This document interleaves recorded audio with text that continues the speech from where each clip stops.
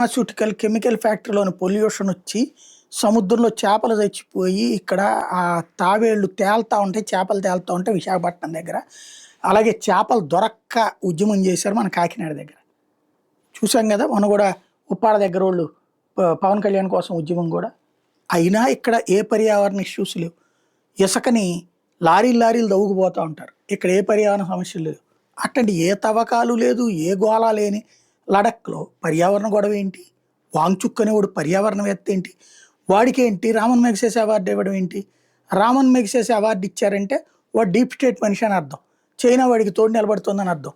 అంటే అర్థం పర్థం లేని అంశాలతో అరాచకాలు చేయిస్తారని అర్థం. వీళ్ళు చేయించేటటువంటిది పబ్లిక్ని పెద్ద మనిషిగా వీళ్ళ పేర్లతో సినిమాలు కూడా తీస్తారు, వీళ్ళ పేర్లతో బాగా హైలైట్ చేస్తారు, వీళ్ళకి హైప్ ఇస్తారు, అనేక రకాలైనటువంటి గౌరవాలు ఇప్పిస్తారు అంతర్జాతీయంగా. తద్వారా వాళ్ళు ఏదో గొప్ప మేధావుల కింద చూపెడతారు. వాళ్ళు చెప్పే వాక్యాల ద్వారా ఇట్లాంటిది రెచ్చగొడతారు. చైనాలో పొల్యూషన్ లేదా, అమెరికాలో పొల్యూషన్ లేదా, లడఖ్లో ఏ పొల్యూషన్ లేదే, కానీ అక్కడ లడఖ్లో పొల్యూషన్ అన్నటువంటి పేరుతో వీడు యాజిటేషన్ చేయడం ఏంటి? పాకిస్తాన్ నుంచి వచ్చాక యాజిటేషన్ చేయడం ఏంటి? ఆ పైన అక్కడ విధ్వంసం సృష్టించడం ఏంటి? ప్రజల ప్రాణాలు తీయడం ఏంటి? ప్రజల ప్రాణాలు తీయడం పర్యావరణ ఉద్యమం యొక్క లక్ష్యం. ఇది కదా ఇప్పుడు జరుగుతున్నటువంటిది.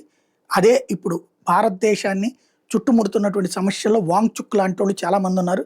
జాగ్రత్తగా ఉండాలి. మేధావుల ముసుగులో ప్రజల్ని రెచ్చగొట్టే వాళ్ళ సంగతి తేల్చాల.